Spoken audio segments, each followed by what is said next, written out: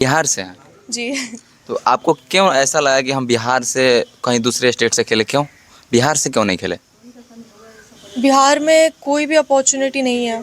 अच्छा, हमारे साथ बिहार की शेरनी बेटी है सिमरन वर्मा। हम इसलिए बिहार के कह रहे हैं, बिहार की शेरनी बेटी है। हालांकि ये इंटरनेशनल लेवल पे और स्टेट लेवल पे बहुत सारे अवार्ड जीते हैं। हम बहुत सारे बॉक्सिंग ये खेलती है और चंपारण से रहती है, चंपारण की रहने वाली बेटी है और इनसे मिलते हैं। हालांकि सब लोगों का समाज में देखा जाता है कि केवल लड़के लोगों को मतलब शिक्षित किया जाता है, लड़की लोगों को उतना मतलब पढ़ाया लिखाया नहीं जाता, उतना ही पढ़ाया जाता लिखाया जाता है जितना वे उससे उसका काम चल जाए, वे उतना पढ़ लिख कर कुछ कर सकते, बस उतना ही। लेकिन लड़कों को उतना पढ़ाया लिखाया जाता है कि वे कुछ आगे कर सके, लेकिन लड़कियों को उतना समाज में नहीं देखा जाता है। यहीं से चंपारण से रहने वाली शेरनी बेटी सिमरन वर्मा है, जो कि देश लेवल पर अपना नाम रोशन करके आई है। हालांकि इनसे मिलते हैं।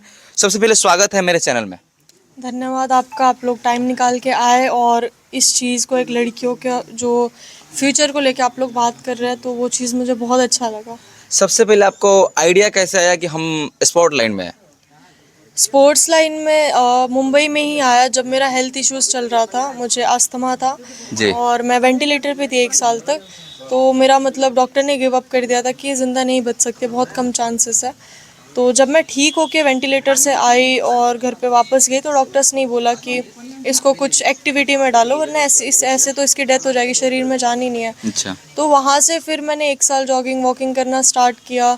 1 साल के बाद मैं पूरी ठीक होने लगी। तो फिर मैंने स्पोर्ट्स वगैरह देखा कि हाँ यार, मतलब ऐसे स्पोर्ट्स भी होता है। अच्छा। और बॉक्सिंग के बारे में मुझे वहीं पे पता चला। तो फिर मैंने मतलब सोचा कि मैं बॉक्सिंग ही करूँगी, क्योंकि वहाँ पे स्पोर्ट लाइन में तो और सारे भी तो है, लेकिन बॉक्सिंग में क्यों पसंद आया? क्योंकि वहाँ पे एक फाइट सेशन चल रहा था, एक लड़का और लड़की का। अच्छा। तो लड़की डोमिनेट कर रही थी, जी। मतलब वो स्कोरिंग ज़्यादा ले रही थी। तो वो चीज़ मुझे बहुत अच्छा लगा कि मतलब लड़कियाँ इतनी स्ट्रांग हो सकती है। तो वहाँ से मेरा बॉक्सिंग का जर्नी स्टार्ट हुआ। मैं घर पे गई, मैंने मम्मी को बताया कि मुझे ये गेम करना है बॉक्सिंग। तो पहले तो मम्मी भी थोड़ा घबरा गई कि यार सांस नहीं ले पाती है, बॉक्सिंग कैसे करेगी। मैंने बोला आप करने तो दो, मैं कर लूँगी। अच्छा, पहली बार कब आप बॉक्सिंग में टूर्नामेंट में खेलने गए? 2017 में मैं खेली थी और जिसमें मैं स्टेट चैंपियन रही और कहाँ कहाँ से खेले? महाराष्ट्र से खेली थी। अच्छा। और महाराष्ट्र से फिर मैं नेशनल्स में गई थी। तो नेशनल्स में अलग अलग स्टेट के लोग आते हैं। तो असम से खेला, हरियाणा से जीती। और उस टाइम मतलब मेरा पहला नेशनल था, इतना एक्सपीरियंस नहीं था। तो उस टाइम मेरा सिल्वर मेडल था अच्छा। नेशनल्स में। जी। अच्छा, अभी तक कितने बार इंटरनेशनल लेवल पर खेल के आए हैं? मैं एशियन चैम्पियनशिप में मेरा सिल्वर मेडल है, दुबई में खेला था।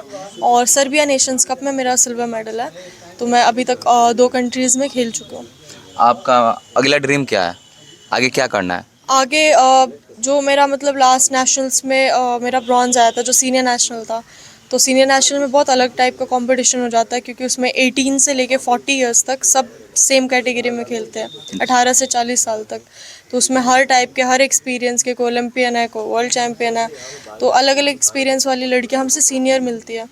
तो उनके अगेंस्ट खेलना, परफॉर्मेंस लाना और आगे बढ़ना थोड़ा टफ होता है। तो मेरा यही है कि मैं step by step national champion और फिर इंटरनेशनल टूर्नामेंट्स में एक्सपीरियंस लूँ, मेडल लूँ कंट्री के लिए।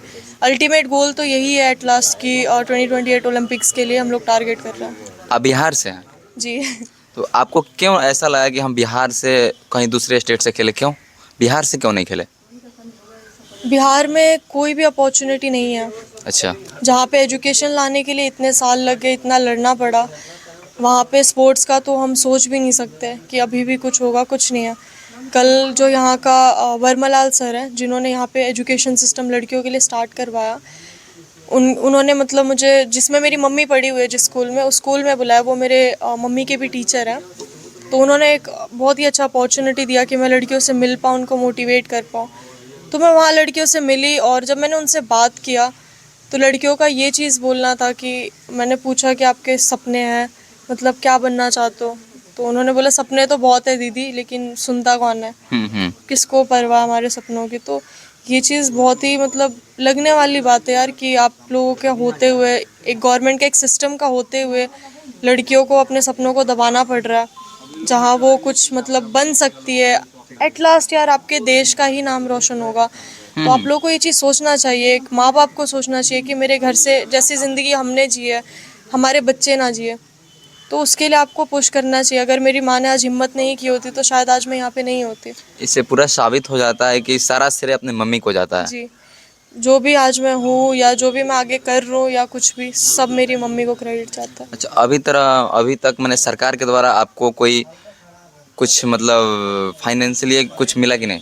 नहीं, मैं कोशिश तो कर रहा हूँ कि मुझे कोई मदद मिले, और क्योंकि मैं यूएस से जा रही हूँ तो वहाँ का खर्चा और जो कुछ भी है वो सब मम्मी देख रही है, तो मैं नहीं चाहती हूँ कि मतलब पूरा बर्डन उनके ऊपर आए। तो मैं कोशिश कर रही हूँ सरकार द्वारा अगर मुझे कुछ भी मदद मिल पाए। अगर नहीं मिलता तो फिर एट लास्ट मम्मी को ही सब देखना पड़ेगा। खेल मंत्री से आप क्या मांगिएगा? खेल मंत्री से मैं यही मांगूंगी कि यहाँ पे लड़कियों के लिए एक प्लेटफॉर्म दिया जाए, यहाँ पे लड़कियों को अपॉर्चुनिटी दी जाए कि मेरे जैसे अगली बार मैं आऊँ तो 10 लड़कियाँ और खड़ी मिले मेडल के साथ, या अपने फील्ड में डॉक्टर बने हुए या कुछ भी बने हुए। लेकिन अपने समाज के जो लड़कियां हैं, आप कैसे मैसेज कीजिएगा? वे लोग अभी देख रहे हैं कि 18 साल की जो भी छोटी छोटी बच्चे हैं काफ़ी रील बना रहे हैं इंस्टा पे, उनको आप क्या डेडिकेट कीजिएगा? रील बनाना गलत नहीं है, लेकिन आप बना क्या रहे हो उस चीज़ में, वो चीज़ बहुत महत्व रखता है। क्योंकि हम इंस्टाग्राम पे जो लोग होते हैं हम उनको एज ए इन्फ्लुएंसर बोलते हैं। किस लिए बोलते हैं? क्योंकि उनको देख के 10 लोग और सीखते हैं, तो इसलिए हम उनको इन्फ्लुएंसर बोलते हैं। आपका इन्फ्लुएंस किसी पे पड़ रहा है, आपका प्रभाव पड़ रहा है किसी पे, तो आप ऐसा वीडियो दो, ऐसा कंटेंट दो कि 10 लोग उठ के कुछ सीखे, जाके घर वालों को तंग ना करें, समाज में उनकी एक इज्जत हो, मजाक ना बने। तो वो चीज़ आप लोग को देखना चाहिए। घर वाले कभी कभी वो होता है कि अपॉर्चुनिटी का कहीं पे मिलता ही नहीं है, जैसे बिहार में है ही नहीं, और कहीं कहीं पे मिलता है तो गलत इस्तेमाल होता है। तो उन चीज़ों का ध्यान भी माँ बाप को रखना चाहिए कि आपका बच्चा क्या कर रहा है, बस फैसिलिटी दे के छोड़ो मत। अच्छा, मेरा लास्ट सवाल रहेगा, आगे अब इसके बाद कौन सा टूर्नामेंट आप खेलिएगा? अभी तो मैं कुछ टाइम के लिए नहीं खेल रहा हूँ। अभी मैं यूएस से जा रहा हूँ अपनी तैयारी के लिए। तो नेक्स्ट ईयर से जो भी टूर्नामेंट्स है नेशनल्स के लिए, कि नेशनल में हम उतरे और उसमें गोल्ड ले, और आगे जो भी टूर्नामेंट्स हम स्टेप बाय स्टेप उस चीज़ को फॉलो करें कि 2028 तक हम पूरे तरीके से रेडी हो जाए खेलने के लिए ओलंपिक्स में। हमारे साथ ही बिहार की शेरनी बेटी सिमरन वर्मा, आप लोगों ने इनका पूरा वार्तालाप सुना, ये कैसे कैसे स्ट्रगल करके अपने जीवन में यहाँ तक इस मुकाम पर हासिल की। हालांकि इसमें इनका पूरा श्रेय इनकी मम्मी को जाता है, और इनकी मम्मी ही उनको पूरा मतलब डेडिकेट किए कैसे क्या करना है। और आप लोग इनके वीडियो को देखिए, और आप लोग से मैं यही कहता हूँ बिहार से रह कर दूसरे स्टेट के लिए खेली। हालांकि बिहार में सुविधा होता तो बिहार से खेलती।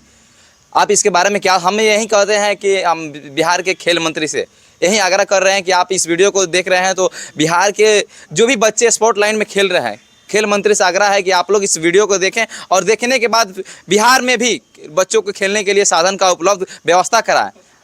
और यही मेरा बात यहीं तक अंत रहता है। और जय हिंद और जय भारत। फिर से मिलते हैं नेक्स्ट वीडियो में।